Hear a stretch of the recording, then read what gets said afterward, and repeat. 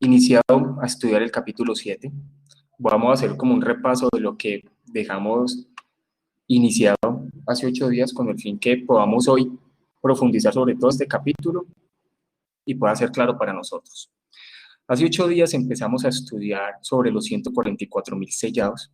Esto es un tema que se ha debatido a lo largo de la historia. ¿Qué quiere decir estos 144.000? Entonces siempre la pregunta es, ¿o es literal o es simbólico? Muchos han tomado estos 144.000 de forma literal, entre ellos están los dispensacionalistas y también algunas sectas conocidas actualmente, entre ellos podemos decir sobre los testigos de Jehová y otros que dicen que es un número literal. Por otro lado, a lo largo de la historia, dentro de la Reforma, muchos han dicho que estos números son simbólicos y realmente todos los números que aparecen en Apocalipsis se deben tomar como simbólicos. Entonces vamos a tomar estos 4 versículos en los cuales iniciamos hace 8 días y vamos a seguir profundizando.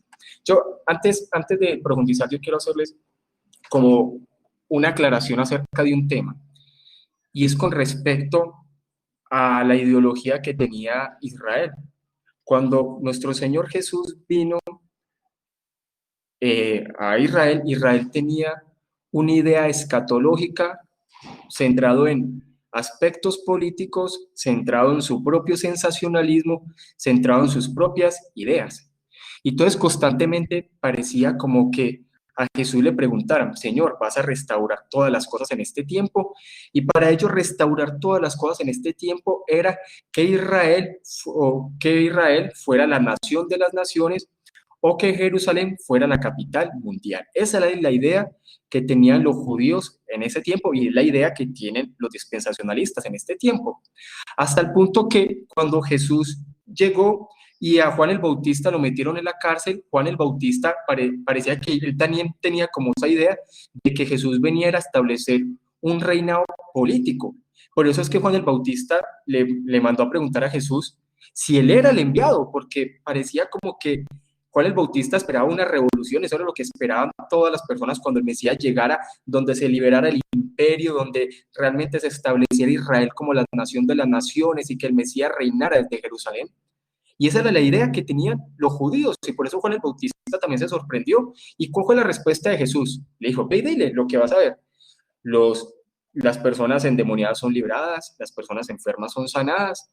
Y Juan el Bautista tenía algo como dentro de sí, ¿cierto? Que uno entendía. Miremos Judas. Judas también esperaba que el Mesías fuera alguien que restauraría materialmente el reino judío, donde Israel fuera la capital de la capital. Y cuando Judas vio que Jesús no iba en esa línea, él se decepcionó. Ahora, esperemos también cuando Jesús fue a ascender, ¿cuál fue la pregunta que le hicieron los apóstoles y los discípulos antes de la ascensión? Que está en Hechos capítulo 1. Señor, ¿cuándo restaurará todas las cosas? Ellos todavía tenían la idea de que se tenía que restaurar un reinado político. ¿Y qué pasó ahí? Jesús nunca les dio respuesta.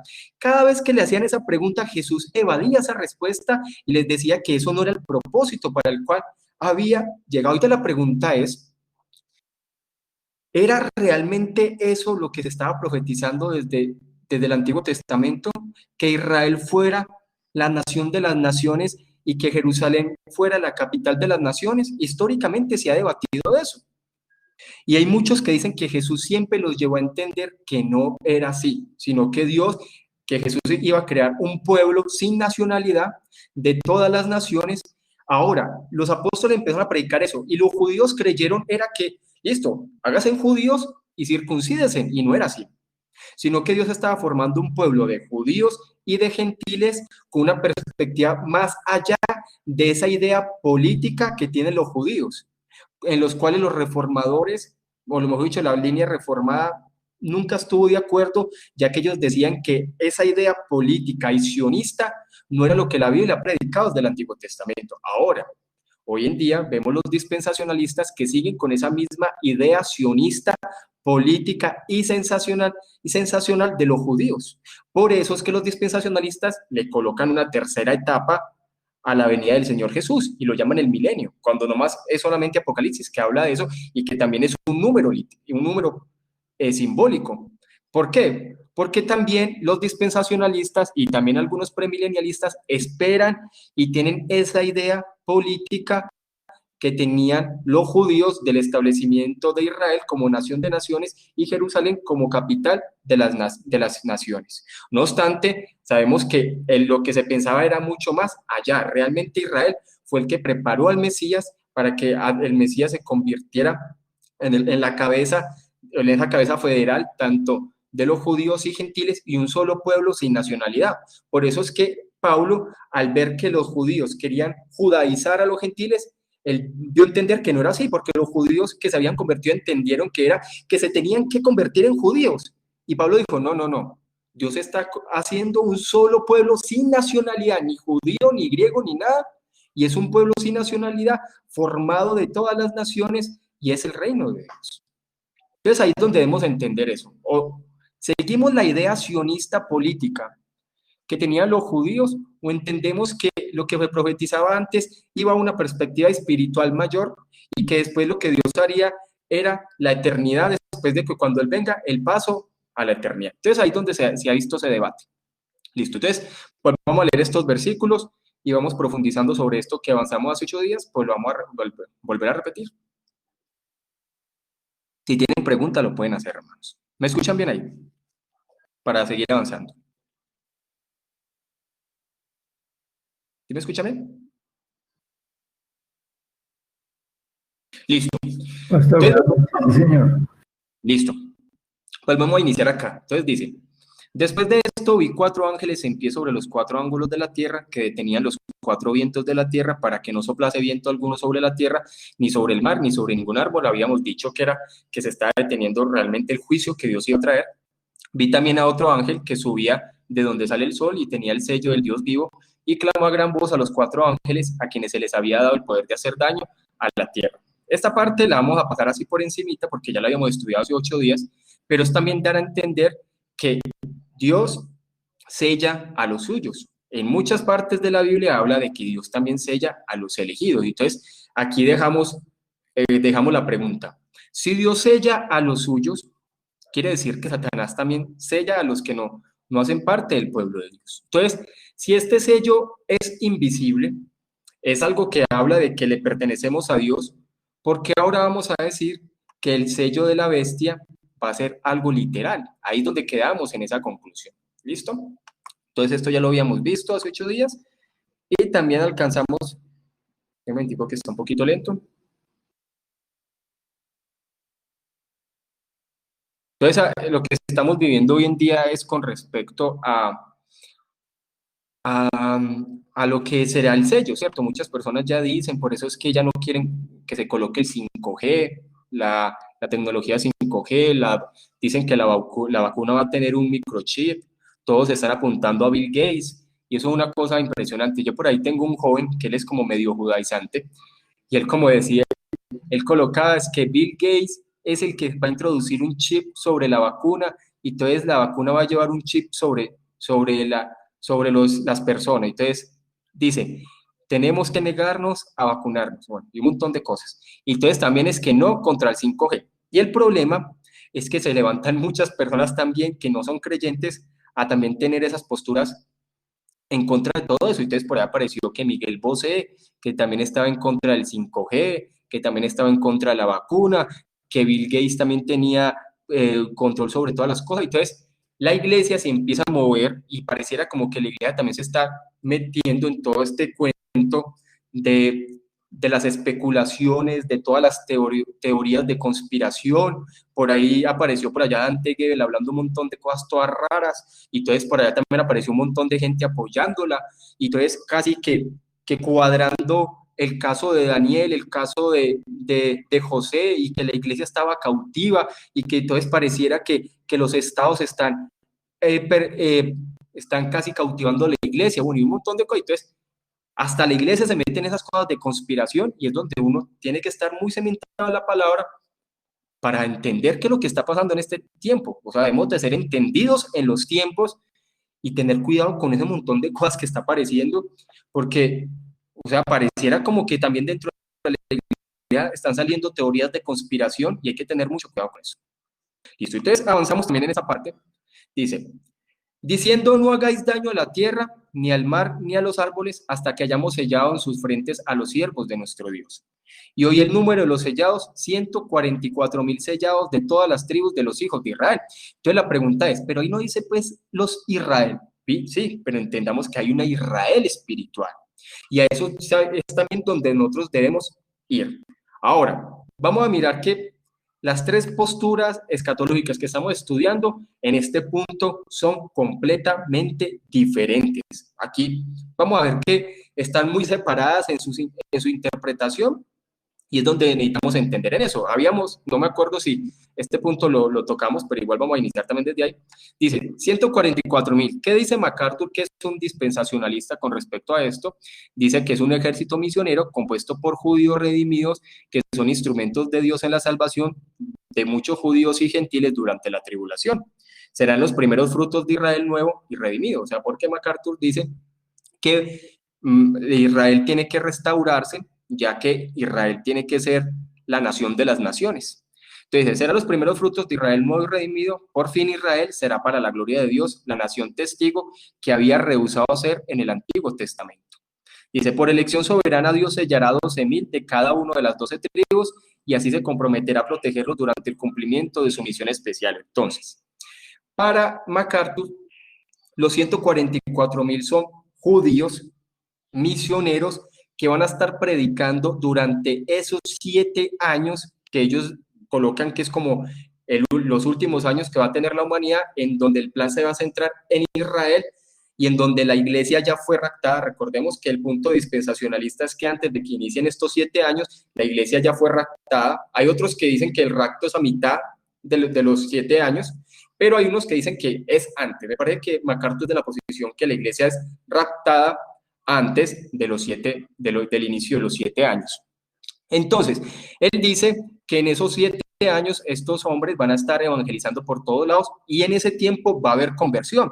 Entonces yo hace 8 días les colocaba la pregunta, si se supone que es el Espíritu Santo quien se va con la iglesia, como muchas veces sí ha dicho los dispensacionalistas, la pregunta es, ¿cómo va a ser posible la salvación? Si la salvación solamente es posible por el Espíritu Santo, que aplica aquellas bendiciones que vienen de Cristo para el creyente. Entonces ahí quedan unos vacíos y entre la postura dispensacionalista hay unos vacíos que cuesta entender y cuesta mucho más entender esos vacíos que aparecen en el milenio, que los vamos a ver también. Entonces avancemos.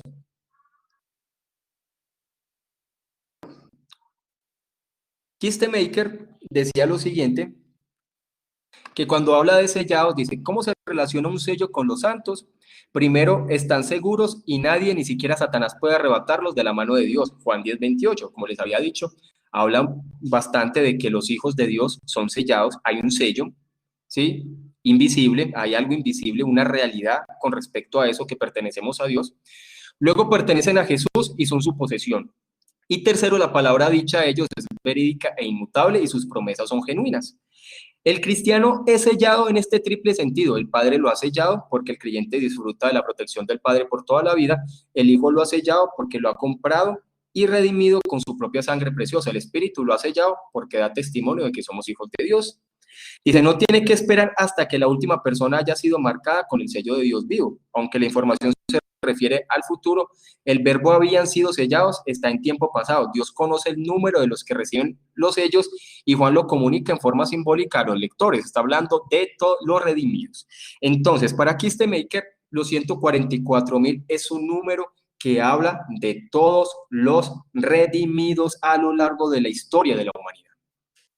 Ya vamos a mirar esto también, cómo lo podemos ver de dos formas. Lo podemos ver tanto de judíos como de gentiles, a medida que vayamos avanzando en el capítulo. Chilton, hay algo que yo les quiero aclarar de Chilton. Chilton también aquí menciona a Terry, pero hay que recordar que Chilton no solamente es un preterista parcial, sino que Chilton llegó casi a ser un preterista total, en muchos aspectos, aunque él dice que es parcial. Pero es necesario estudiarlo porque el postmilenialismo va muy de acuerdo a toda esta postura que Chilton da. Este libro, de donde estoy sacando esta postura de Chilton, es un libro muy digámoslo así, muy divulgado por los postmilenialistas. Yo tengo muchos amigos postmilenialistas y ellos promueven mucho este libro de Chilton, ¿sí? Entonces dice así, el juicio seguramente será derramado sobre los apóstoles, sobre los apóstatas del antiguo pacto, pero la iglesia misma no está en peligro. En realidad el pueblo del verdadero pacto está a salvo, íntegro y completo. Aunque Dios está a punto de destruir a Jerusalén, aniquilando hasta el último vestigio del orden mundial y el sistema de culto del antiguo pacto, Israel perdura. Las promesas del pacto hechas a Abraham, Isaac y Jacob no son puestas en peligro, lo más mínimo, como hemos dicho. Aquí lo que Chilton está hablando es que en el primer siglo lo que iba a vivirse era un remesón donde iba a finalizar por completo toda la parte ceremonial del antiguo pacto. No obstante, Dios tendría misericordia de un remanente de Israel que prevalecería. Ahora, listo, continuemos, que yo creo que aquí fue donde quedamos y vamos a mirar qué es lo que dice acá. Dice, con respecto a esta lista ha sido muy analizada bastante, porque en esta lista no aparece Dan. Entonces muchos dicen que no aparece Dan porque Dan va a ser la tribu de donde va a salir el anticristo. Muchos dicen, o sea, ese tema de Dan es un tema que por muchos años el dispensacionalismo ha llevado a sacar muchas especulaciones porque dicen, muchos llegan a decir que es de la tribu de Dan donde va a salir el anticristo. No sabemos, no, esto es una especulación. Lo que sí sabemos es que Dan fue una tribu de las tribus de Israel muy, pero muy idolátrica. Entonces, una de las posiciones sería que fue o sea, llegó a un punto donde no llegaban las otras tribus, por tal motivo Dan no se incluye acá. Esta lista que vamos a ver de aquí en adelante ha llevado para tener muchas posiciones con respecto a esto, ¿sí? Igual siempre aparece Judá. ¿Por qué Judá? Porque Judá es la tribu donde vino el Mesías, ¿sí? Después sigue por orden Rubén, Gad, y vienen varias cuestiones con respecto a esta misma lista, la misma que aparece en las puertas de la Nueva Jerusalén, ¿cierto? Y aparece de acuerdo a los puntos cardinales. Entonces dice así, Apocalipsis 7, versículos 5 al 6. De la tribu de Judá, 12,000 sellados. De la tribu de Rubén, 12,000 sellados. De la tribu de Gad, 12,000 sellados. De la tribu de Aser, 12,000 sellados. De la tribu de Neftalí, 12,000 sellados. De la tribu de Manasés, 12,000 sellados. Entonces, muchos dicen, pero es que ahí dice que realmente es Israel. Pero entendamos que cuando la palabra también habla de Israel y de sus tribus, está hablando también de todo el pueblo de Dios. Y es algo que debemos entender. Ya vamos a ver. Porque es algo que lo podemos también interpretar de esa forma. Como MacArthur dicen que es literal, él dice lo siguiente: serán los primeros frutos de un Israel nuevo y redimido. Por fin Israel será para la gloria de Dios, la nación testigo que había rehusado ser en el Antiguo Testamento. Entonces, para los dispensacionalistas y algunas personas también dentro de la Reforma, Dios va a permitir que Israel llegue a una restauración nacional en donde se viva un avivamiento impresionante como nunca antes se ha vivido y muchas personas vengan a Cristo. Entonces, la posición también de MacArthur es que Israel va a llegar a un punto donde de verdad va a entender que Jesús es el Mesías y estas primeras personas van a ser las encargadas de evangelizar por todo Israel y por todo lugar para que las personas puedan conocer que Cristo es el Señor. Eso lo dice MacArthur. Ahora, miremos qué nos enseña Kistemaker con respecto a esto. Hay varias dificultades con respecto a la parte de nombrar las tribus de Israel. Se pueden lanzar muchas preguntas. Algunas objeciones sería, pero es que ahí se especifica en las tribus, hasta de las tribus perdidas. Recordemos que hay tribus perdidas, ¿sí? Y entonces muchos dirán, lo que Dios está haciendo es que Dios va a recobrar esas tribus. Dice así, el primer problema que enfrentamos es la redacción del versículo 4. Dice, de cada tribu de Israel. Dice el versículo 4, los 144,000 que serán de cada tribu de Israel, que se explica como una lista de 12 tribus. Sin embargo, en otras partes del Nuevo Testamento, la expresión 12 tribus se refiere a Israel como nación y no a 12 tribus individuales. Entonces, aquí hablar de 12 tribus también nos está hablando de Israel y también nos lleva a entender como la Israel espiritual. Dice, las 12 tribus constituyen la base sobre la que se edifica y completa la estructura de la casa de Dios. Y todos los habitantes de la casa de Dios constituyen una familia. Sin ninguna subdivisión, los creyentes de pueblos que no son Israel se injertan al olivo, para utilizar la expresión de Pablo, y crecen junto con las ramas naturales. Dijo Jesús: tengo otras ovejas que no son de este redil, y también a ellas debo traerlas. Así ellas escuchan mi voz, y habrá un solo rebaño y un solo pastor. Entonces, a entender, recordemos que Dios está formando un solo pueblo de judíos y gentiles, y cuando se habla de las 12 tribus, también se habla de la Israel de Dios. Por tal motivo, está hablando del pueblo redimido a lo largo de la historia. Ya vamos a mirar también eso más abajo, cómo se empieza también a desenvolver para que nosotros lo podamos entender.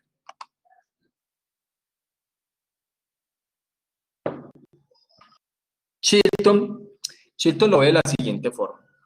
Chilton lo ve como que es un remanente que Dios va a guardar de la destrucción que iba a traer el Imperio Romano sobre Jerusalén e Israel, y por tal motivo son un número de israelitas que Dios guardaría, pero también los entra a entender que es el pueblo redimido de Dios. Entonces dice así: la visión de Juan de un ejército israelita es, por esta razón, en las palabras de Milton Terry, un cuadro apocalíptico de aquella simiente santa de la que habla Isaías en Isaías 6:13, el remanente superviviente que estaba destinado a permanecer como el tocón de un roble caído después de que las ciudades hubieran sido devastadas y la tierra hubiese quedado desolada, hablando del juicio que iba a venir sobre el año 70, y él habla que era un remanente que iba a perseverar después de toda esa destrucción que venía sobre Jerusalén en el siglo I. Dice: aquel remanente de Jacob que había de ser preservado de la consumación ya determinada en medio de la tierra. Dice: es el mismo remanente escogido por gracia, del cual habla Pablo en Romanos 9, 27, 28, porque recordemos que Chilton lleva a entender Romanos 9 como algo que iba a suceder en el siglo I y no como algo que sucedería al final de los tiempos. Dios no destruiría a Jerusalén, ni dejaría desolados los que una vez fueron lugares santos, sin que primero escoja y selle un número selecto como el principio de una nueva Israel. La primera iglesia cristiana fue formada de siervos de Dios escogidos de las 12 tribus de la dispersión. Y el fin de la era judía no habría de llegar sino hasta que por el ministerio de los apóstoles cristianos judíos y los profetas, dice, el evangelio del reino hubiese sido predicado en el mundo entero por el testimonio a todas las naciones. Y todo lo que habla es que un remanente que se preservaría de esta destrucción, ¿sí? Donde también lo que está dando a entender era que el antiguo pacto finalizaría, ahora lo que se estaría estableciendo era una nueva Israel, hablando de judíos y gentiles. Recordemos que toda la parte tipológica, esto es algo también que debemos de entender, toda la parte tipológica del Antiguo Testamento termina cuando Jesús viene. Recordemos que toda la parte simbólica y tipológica del Antiguo Testamento, Dios la utilizó para centrarse en Cristo. Ahora, cuando Cristo vino, ya todo terminó.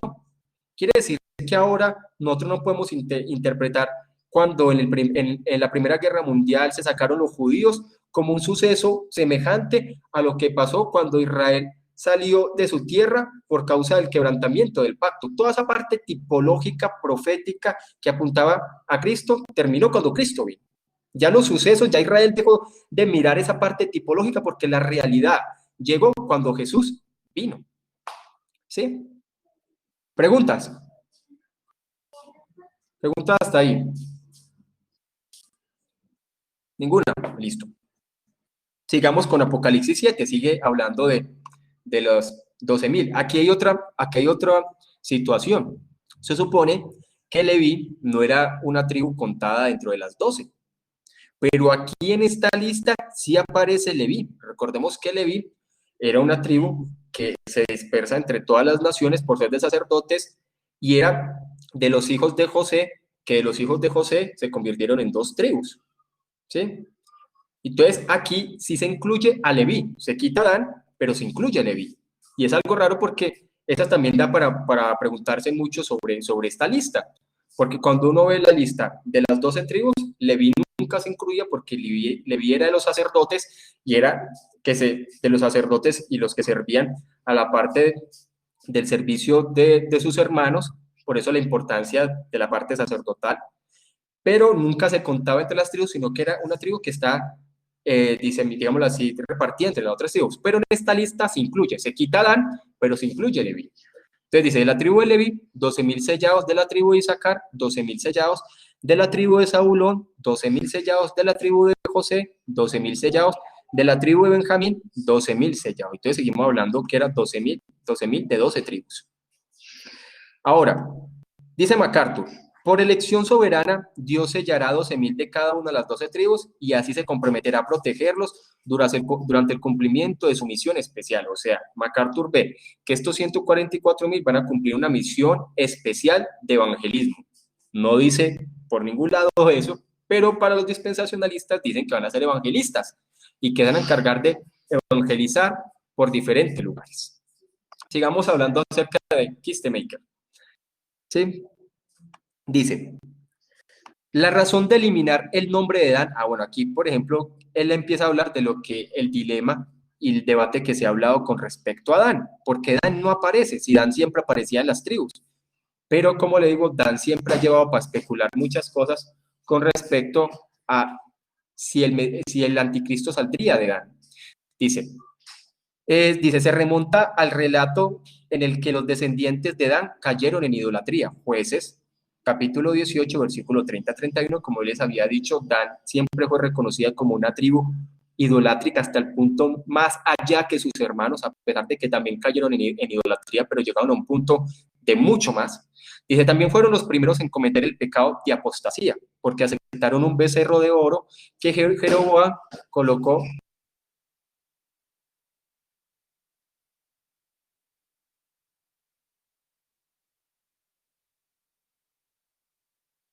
Ahora, hermanos, dice, también fueron los primeros en cometer el pecado de apostasía porque aceptaron un becerro de oro que Jeroboam colocó en la parte septentrional de Israel como centro del culto. Escogió ese lugar para que el pueblo de Israel pudiera rendir culto ahí y no tuviera que desplazarse hasta Jerusalén. Debido a su grave pecado, la tribu de Dan fue entre las primeras que tuvo que exiliarse. Después de que llegó a su fin el periodo del exilio, las escrituras no vuelven a mencionar a Dan. Entonces hay mucho debate y mucha especulación con respecto a la tribu de Dan, y pues son especulaciones, y de hecho también hay una especulación con respecto si el anticristo va a salir de los judíos o va a ser un gentil. Siempre se ha dado a entender eso. Muchos dicen a lo largo de la historia, han creído que el anticristo probablemente tiene que ser un judío que apostate, y otros dicen que tiene que ser un gentil. Ahí hay un dilema. La cosa es que sí va a haber un anticristo literal. Hay una fuerza anticristiana que viene desde la iglesia, donde la fuerza anticristiana lo que hace es ir contra la iglesia, pero va a haber un momento donde eso se va a consumar en una persona que va a ser un líder, ¿sí? Y se llama el anticristo, va a ser algo real. Dice así, Chilton, ¿cómo ve esta situación de estos 12.000 que hemos estado contando? Dice de esta forma, Juan consuela a sus lectores, el juicio seguramente será derramado sobre los apóstatas del antiguo pacto, pero la iglesia misma no está en peligro. Entonces, para Chilton, esto es un mensaje de aliento, donde les alentaba a la iglesia y alentaba a la iglesia dentro de Israel que vendría una persecución fuerte, pero que Dios los guardaría. Dice, en realidad el pueblo del verdadero pacto está a salvo, íntegro y completo. Aunque Dios está a punto de destruir a Jerusalén, aniquilando hasta el último vestigio del orden mundial y el sistema de culto del antiguo pacto, Israel perdura. Las promesas del pacto, ya esto lo habíamos visto ya, hechas a Abraham, Isaac y Jacob, no son puestas en peligro en lo más mínimo. De hecho, el derramamiento de la ira de Dios en la destrucción de Jerusalén solo servirá para revelar al verdadero Israel en una gloria mayor que nunca antes. Entonces, se destruiría todo lo que era parte del antiguo pacto, ahora se establecería ese nuevo pacto en donde la nueva Israel, ¿sí?, era formada entre judíos y gentiles. Dice, Jerusalén es saqueada y quemada, sus habitantes muertos y dispersados, pero Israel, todo su pueblo en todas las tribus, es sellado y salvado. Es como la idea que da a entender Chilton. Sigamos acá. Estos versículos que vienen a continuación también han generado mucho debate, porque muchos dicen que este versículo, hay muchos dispensacionalistas que dicen que este versículo está hablando del arrebatamiento. Por ejemplo, Alducin no es de los que cree que la iglesia va a ser arrebatada antes de los 7 años, sino que la iglesia va a ser arrebatada en la mitad, o sea, después de 3 años y medio. Y Alducin es uno de los que utiliza este versículo para decir que aquí habla del rapto de la iglesia. Hay muchos que no. Por ejemplo, MacArthur no está de acuerdo con este versículo que hable sobre el rapto de la iglesia en esta parte.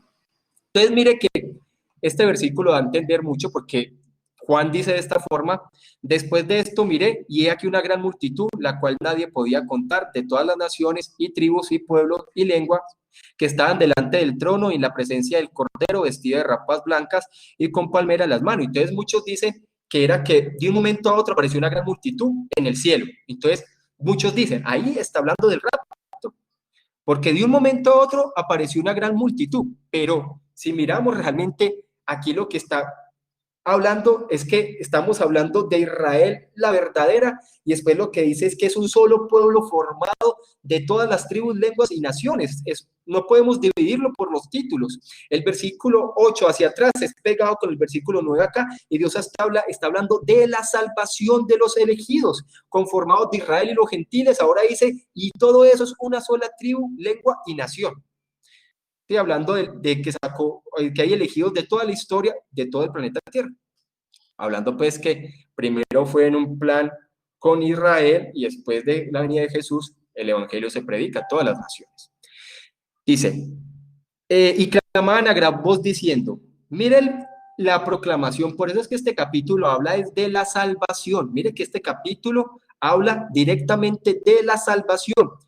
Y clamaban a gran voz diciendo, la salvación pertenece a nuestro Dios que está centrado en el trono y al Cordero. Entonces mire cómo la alabanza, el cántico que levantan es diciéndole, Señor, la salvación te pertenece. La salvación te pertenece. La salvación, como el cántico que nosotros hay veces cantamos en las congregaciones, la salvación es del Señor. Y cuando se habla vestidos de ropas blancas y con palmas en las manos, está hablando de la alabanza, está hablando de la justificación. ¿Sí? Seguimos acá. Ahora, MacArthur ve esto, él no lo ve como el rapto, él no lo ve así, él lo ve de otra forma. Dice, una gran multitud. Aunque la tribulación será un tiempo de juicio, también será un tiempo de redención sin precedente. Mejor dicho, MacArthur lo que habla es que esta gran multitud es de las personas que fueron salvas por la evangelización de estos 144,000. Dice, de todas las naciones, tribus, pueblos y lenguas, todos los grupos étnicos y las culturas de la tierra, ¿sí? Está hablando que de todas las naciones, dice, en tiempos antiguos estuvieron asociados con celebraciones como la fiesta de los tabernáculos, hablando de las palmas. De hecho, vamos a ver que versículo más para acá, más abajo, se habla del tabernáculo de Dios. Entonces, realmente lo que está hablando MacArthur es como la efectividad de la evangelización de estos 144,000. Centrémonos un poquito en lo que habla Kistemaker. La frase después de esto, recordemos que Kistemaker es amilenialista, dice la frase después de esto introduce un nuevo cuadro que no forma parte de la tierra, sino del cielo. Juan oyó la cifra, 144,000. En la escena precedente, ahora había una gran multitud que nadie podía contar, mejor dicho, pasó el panorama de la tierra al cielo. Primero menciona a las tribus de Israel, luego describe a los santos de toda la nación y todas las tribus, pueblos y lengua. Entonces hay que entender cuál es la variación que sigue. Menciona a las tribus de Israel y ahora pasa a hablar de los salvos de todas las naciones, tribus y lengua. La palabra nación significa todos los pueblos que conforman una nación. A menudo una nación se compone de varios grupos de personas, de modo que el término griego debería entenderse en forma inclusiva. Este grupo de personas incluyen a los creyentes judíos como parte de esta innumerable multitud. Se entiende que todos estos santos han sido sellados y por esto no hace falta volver a mencionarlos. Estamos frente a un cuadro de la Iglesia universal, que en el sentido más pleno cumple la palabra de Jesús. Y este evangelio del reino se predicará en todo el mundo como testimonio a todas las naciones y entonces vendrá el fin. Ahora, ahí no dice y entonces vendrá un milenio, sino que siempre sabemos que cuando se predica que hasta el último lugar va a haber un tiempo de caos y el Señor va a venir y después la eternidad. Recordemos que es raro creer que hay un milenio, no obstante esa parte de la existencia de un milenio viene desde mucho antes porque ese era el punto de vista escatológico judío, que todavía creen los judíos y que todavía creen los premilenialistas y que todavía creen los dispensacionalistas, que después Jesús va a venir y va a establecer un reino donde Israel será la nación de las naciones. ¿Sí? Entonces hay que entender que este cuadro lo que nos muestra es que Dios formó un pueblo de judíos y de gentiles. Preguntas, hermano, no han preguntado nada. Pastor, es que quería comentarle lo que dice Carballosa. Sí. La frase "después de esto miré" sugiere que el apóstol se refiere a una visión distinta a la anterior. Esta segunda visión no es simultánea con la de 7, del 1 al 8, sino que la sigue. La visión de los 144.000 sellados es diferente de la gran multitud. Los dos grupos son distintos y se hallan en lugares diferentes. El primer grupo está formado por los sellados de las 12 tribus de Israel. Estos están en la tierra y su ministerio tiene que ver con el anuncio del Evangelio durante los años finales de la gran tribulación. Y el segundo grupo lo constituye una multitud cuyo número solo es conocido por Dios. Estos proceden de entre todos los grupos étnicos de la tierra, pero ya están en el cielo, alabando a Dios porque han recibido salvación por la fe en la persona y en la obra de Cristo. Porque recordemos que Carballosa es dispensacionalista y él lo que hace es dividirlo. Mientras que vemos que la milenialista lo que hace es mirar algo que sigue del versículo 8 en adelante, algo consecutivo. Ellos dicen que son dos grupos completamente diferentes, en donde son dos aspectos diferentes, y como ellos dicen que ellos creen en esos 7 años que faltan, ellos son, o sea, recordemos que el dispensacionalismo, el fundamento del dispensacionalismo es que faltan 7 años en el reloj profético de Israel. ¿De dónde sale que Israel es un reloj profético? No sabemos. Son palabras que se han formado. La Biblia nunca dice que Israel es el reloj profético. Eso es algo que han sacado los dispensacionalistas. ¿Sí? Con esa mala interpretación de las 70 semanas de Daniel, ellos sacan y hay un bache, o sea, ellos interpretan las 70 semanas y hay un bache de más de 2000 años. Es que el problema con el dispensacionalismo es que ve a la iglesia como un simple paréntesis, y ahí sí hay algo muy preocupante. Yo ver a la iglesia como un simple paréntesis que lleva más de 2000 años, deja algo mucho que pensar. Es que la iglesia no es un simple paréntesis. La iglesia era lo que se había profetizado en el Antiguo Testamento y va directamente a pasar a la eternidad, ¿cierto? Pero la iglesia no puede convertirse en un simple paréntesis en el proyecto de Dios con la Israel terrenal. Es que ahí es donde va. Que ese es el punto que siempre se ha criticado el dispensacionalismo, creer que después de la venida de Jesús, Dios sigue teniendo dos proyectos con Israel físico y con la iglesia. Dios lo que está formando es un solo pueblo, de Israel y de los judíos y de los gentiles. ¿Sí? Dice Chilton, así que desde un punto de vista el pueblo de Dios está definitivamente numerado. Hay un número de salvos, no hay que dudarlo, hay un número de salvos. Ese número de salvos, tanto de gentiles como de judíos, nomás lo conoce Dios. Y no podemos decir como los testigos de Jehová que son 144.000. Además que van a ser muchos más, muchos más. Sí, es una multitud que no se puede contar de las personas que van a ser, que son redimidas, que es un número determinado que no conocemos. Dice, no falta ninguno de los elegidos y la iglesia es perfectamente simétrica y completa. Ni va a faltar uno más, ni que uno más se va a colar. No, es el número determinado desde el inicio de las personas que van a ser salvas. Desde otro punto de vista, la iglesia es innumerable. Una gran multitud que nadie podía contar. Vista desde una perspectiva, la iglesia es el nuevo, el verdadero Israel de Dios. Los hijos de Jacob reunidos en todas sus tribus plenas y completas, Desde otra perspectiva igualmente verdadera, la iglesia es el mundo entero, una gran multitud de redimidos de toda nación, tribu, pueblo y lengua. Entonces miremos que Chilton va muy de acuerdo también con Kistemaker. Por eso yo siempre les he dicho que entre el postmilenialismo y el amilenialismo siempre hay muchos puntos que son muy semejantes, porque recordemos que el amilenialismo y el postmilenialismo casi que nacieron juntos, ¿sí? Siempre han seguido juntos y llegó un punto donde se dividieron. Listo, ahora, el 11 y el 12 dice así: y todos los ángeles estaban en pie alrededor del trono, y de los ancianos, y de los cuatro seres vivientes, y se postraron sobre sus rostros delante del trono, y adoraron a Dios, diciendo: amén, la bendición, y la gloria, y la sabiduría, y la acción de gracias, y la honra, y el poder, y la fortaleza sean a nuestro Dios por los siglos de los siglos. Amén. Recordemos que esto es un canto por la salvación de Dios, porque de Dios es la salvación, a Dios le pertenece la salvación. Entonces, miremos aquí. Entonces, dice así MacArthur: la salvación es el tema de su adoración, y ellos reconocen que solo proviene de Dios y por medio de su Hijo. Aquí no el cántico no dice, listo, vamos a premiar los que se lograron salvar. No, aquí el cántico es: la salvación te pertenece.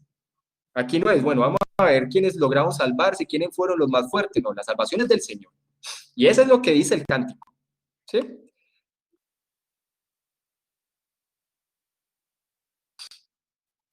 Maker dice: los santos en el cielo entonan al unísono un cántico. Aunque procedían de muchas naciones y hablaban lenguas diferentes, en el cielo ha concluido la confusión de Babel, y todos los santos hablan la misma lengua. Como en otros lugares, Juan oye a los moradores en el cielo corrompir en exclamaciones en alta voz, pero en este caso por júbilo. Entonan un cántico en el que todo el énfasis recae en la palabra salvación, debido a la obra redentora que el Cordero llevó a cabo. Si nosotros tenemos esa visión, si nosotros lo llevamos, que nosotros vamos a ser parte de esa multitud. Ahora mirámoslo de forma experiencial. Nosotros siendo parte de esa multitud, cantando y glorificando a Dios por su salvación. Esa es la realidad, que nosotros pertenezcamos a esa multitud que ha sido salva, en la cual cantaremos de júbilo, porque la salvación es del Señor. Es algo sorprendente, es algo que de solamente imaginarlo, estaremos delante de Dios alabando y exaltando por su salvación. ¿Será esa parte del júbilo?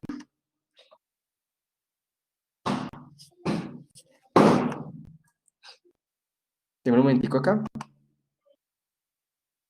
Dice, Chilton dice: en directa contradicción con la blasfemia del culto al Estado. ¿Cuál fue la blasfemia del pueblo judío según Chilton? Que el pueblo judío confió más en el Estado que en Dios. Y el pueblo judío se alió con Roma para perseguir a la iglesia. Eso es lo que llama la blasfemia. Para Chilton esa es la gran blasfemia.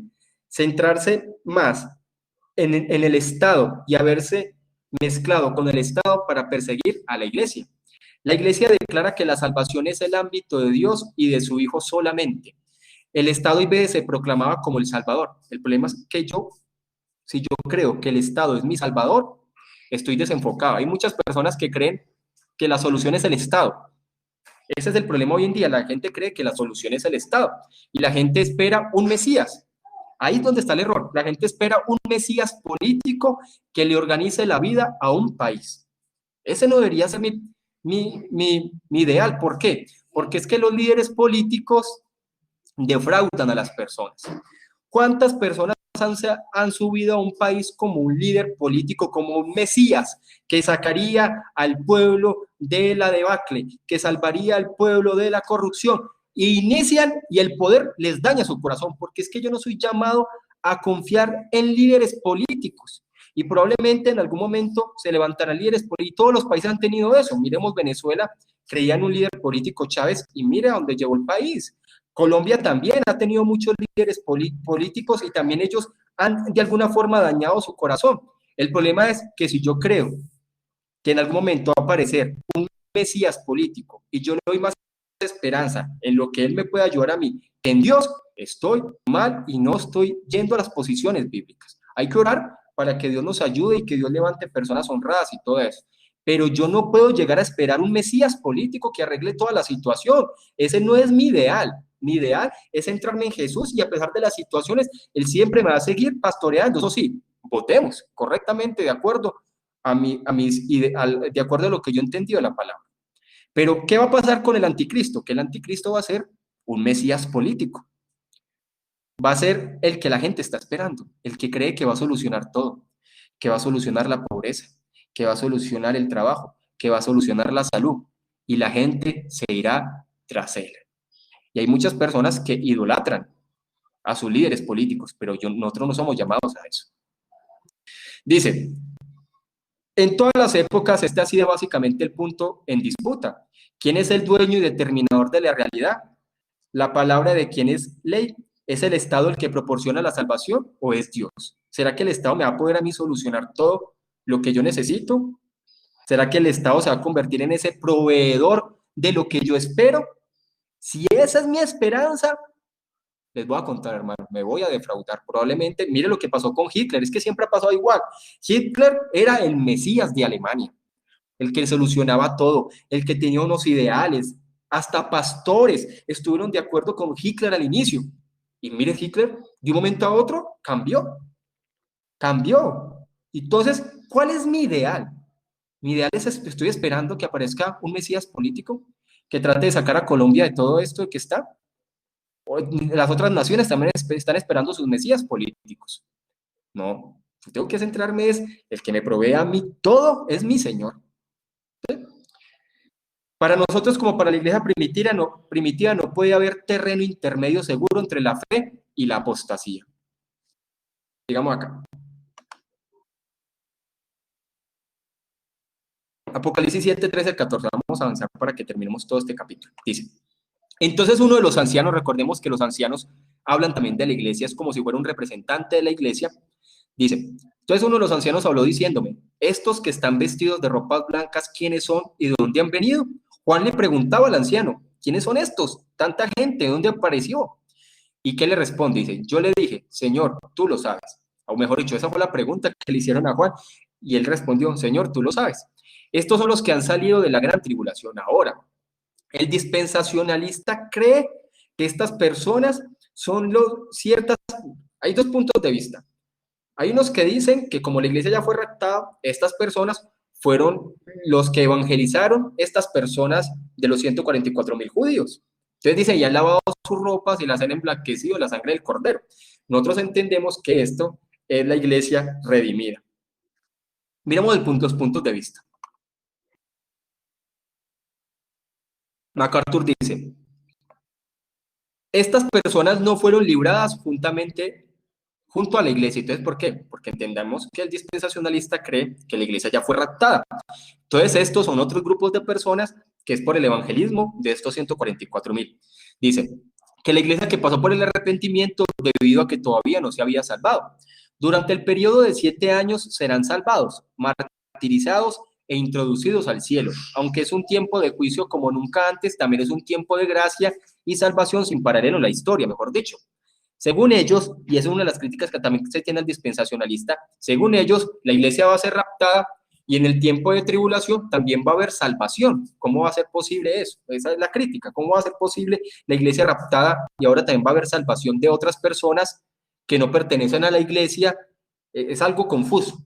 Ahora, Kistemaker dice, quiere que Juan reconozca que el león de Judá, recordemos que antes de abrirse el rollo, Juan lloraba. Y después se le dice que la persona que podría abrir el rollo era el que había vencido, ¿sí? El león de la tribu de Judá, hablando de Jesús.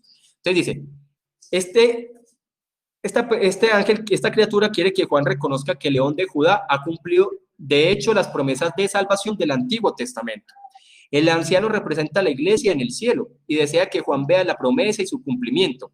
Los santos en túnicas blancas son en realidad el pueblo al que el Cordero compró con su sangre para Dios, todo completico, no una fracción como lo ve Carballosa y MacArthur, sino todos los elegidos que el Cordero redimió a lo largo de la historia de la humanidad. El color blanco denota santidad y pureza, porque la sangre del cordero limpió a los santos, su túnica son blancas, o sea, más blancas que la nieve. Siempre se habla, recordemos que el cántico es que ahí donde va, porque los dispensacionalistas dicen que es un grupito y va a ser un grupo que va a ser salvo, y entonces ahí sí elevan un canto. Este cántico va a ser de todos los redimidos, un canto de júbilo donde se dice la salvación es del Señor, no un grupito que fue sacado de la tribulación, no. Chilton lo ve de la siguiente forma. Dice, para los cristianos del siglo I que lo leían, el punto era que la tribulación, recordemos que para Chilton la tribulación era lo que iba a venir en el año 70, dice que estaba a punto de sufrir, no les destruiría. Al enfrentarse a la persecución, habrían de verse a sí mismos primero como el Israel de Dios, dando a entender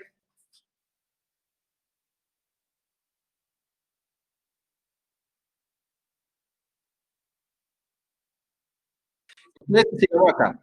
Entonces, lo que Chilton dicen es que este mensaje llevaba a que la iglesia se viera como la verdadera Israel de Dios, sellados y protegidos, y segundo, como una multitud innumerable y victoriosa, como Dios les veía. No eran grupos dispersos y aislados de pobres y perseguidos individuos acusados como criminales por un despiadado y demoníaco estado poder.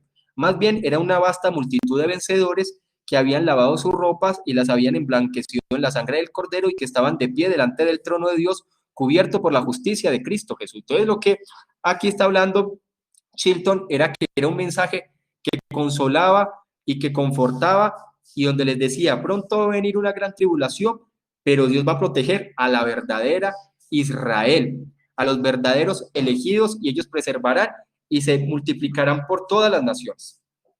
Ahora, los últimos versículos, y con estos terminamos. Y el capítulo 7 termina con estos 3 versículos. Por esto están delante del trono de Dios. ¿Quiénes? Las personas redimidas. Y le sirven día y noche. Entonces la pregunta es, si solamente era un grupito, según lo ven Carballosa y MacArthur, porque llega un punto a entenderlo como si fueran todos los elegidos de Dios. O sea, no es una simple alabanza de un grupo que fue sacado de la tribulación, sino que está hablando de todos los elegidos de Dios que están delante de Dios. Dice, y le sirve día y noche en su templo.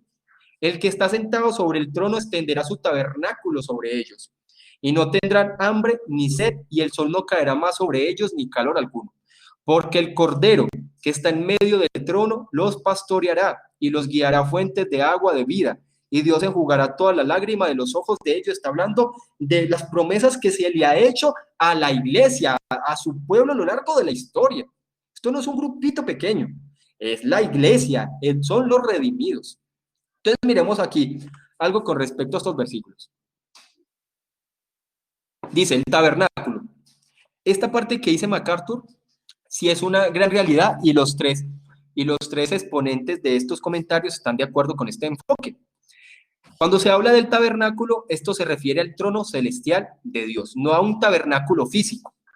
¿Sí? Durante el milenio también habrá un templo en la tierra, según él, aquí sí es diferente.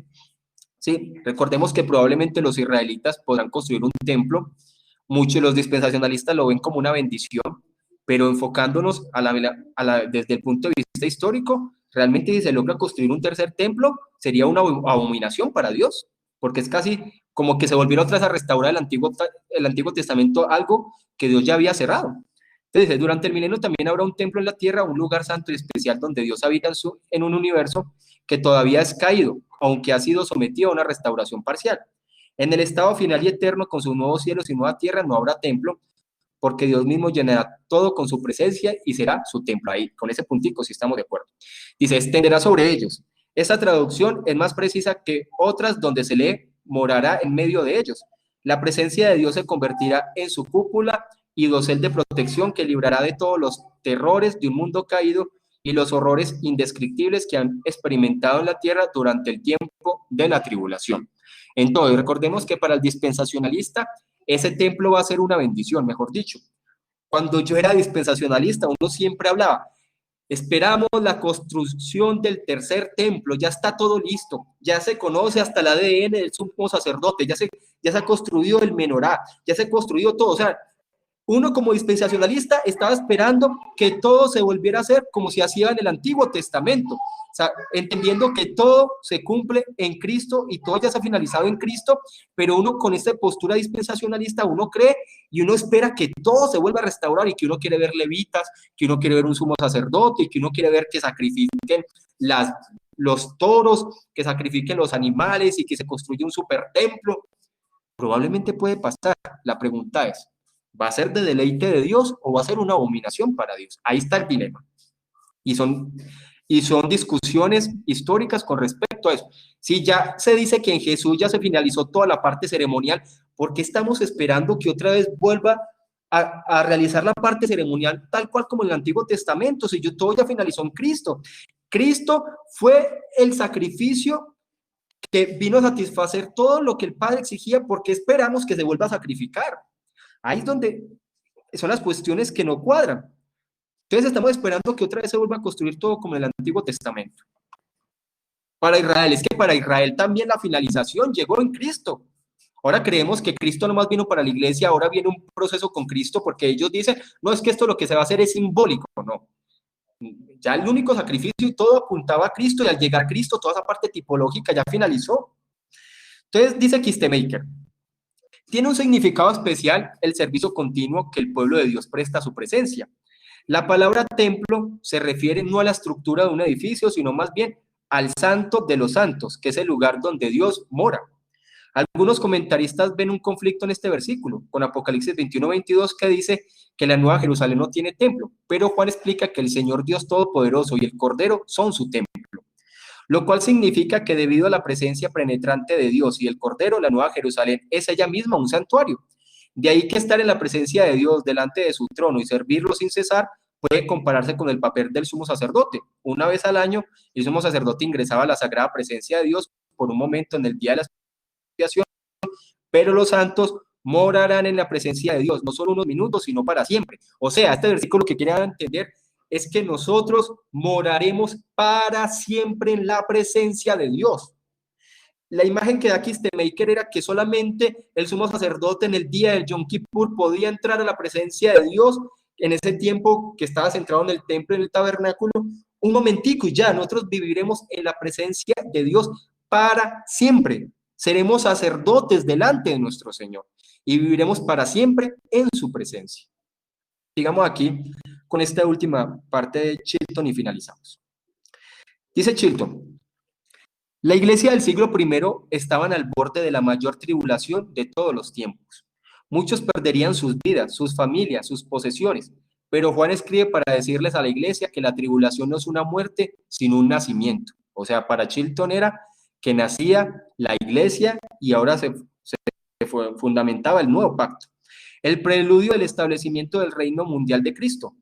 Les muestra la escena en otro lado, la celebración de la inevitable victoria. Entonces este capítulo 7 es un capítulo muy interesante. Logramos ahí estudiarlo a lo largo de una hora. Entonces me gustaría saber sus opiniones. Ahí finalizamos el capítulo 7. No sé, me gustaría saber sus opiniones, su percepción, qué les llamó la atención, qué dudas tienen, antes de que oremos. ¿A alguien le gustaría decir algo? Y dar como una percepción de lo que estudiamos hoy, o un punto de vista, o una conclusión. ¿Sí? Si tiene micrófono, lo pueden escribir por el micrófono, lo pueden escribir por el chat. ¿Sí? Bueno, esperemos acá que Steven escriba y miramos. ¿Sí? No, ya estamos terminando, Steven. Estamos terminando y vamos a orar. No, listo. Entonces oremos para que finalicemos. Igual ahí queda. Si ustedes tienen dudas, igual me pueden preguntar. No hay problema. Entonces oramos. Bueno, Padre, gracias por este tiempo que nos permitiste profundizar sobre Apocalipsis 7. Gracias, Señor, porque es un capítulo muy profundo, pero que habla de la salvación que te pertenece a ti. La conclusión que podemos sacar, Señor, de este capítulo es que estaremos, Señor, adorando en el cielo y dándote la gloria, la alabanza, porque tú, Señor, y por tu misericordia has redimido a un pueblo para estar contigo por la eternidad. Por eso, Señor, te damos a ti la exaltación. Gracias por ayudarnos a entender tu palabra y ayudarnos, Señor, a comprender este libro tan maravilloso, tan profundo, aún tal vez con tantas cosas que no comprendemos, pero sabemos que es para edificación de la iglesia. Te damos a ti, Señor, el honor en el nombre de Jesús. Amén y amén. Amén, pastor, muchas gracias. Por hermano, Dios los bendiga. Gracias, Carlos. Entonces, Bendiciones. Gracias, bendiciones. Pablo. Listo. Para dentro de 8 días estaremos iniciando con el capítulo 8. Bendiciones.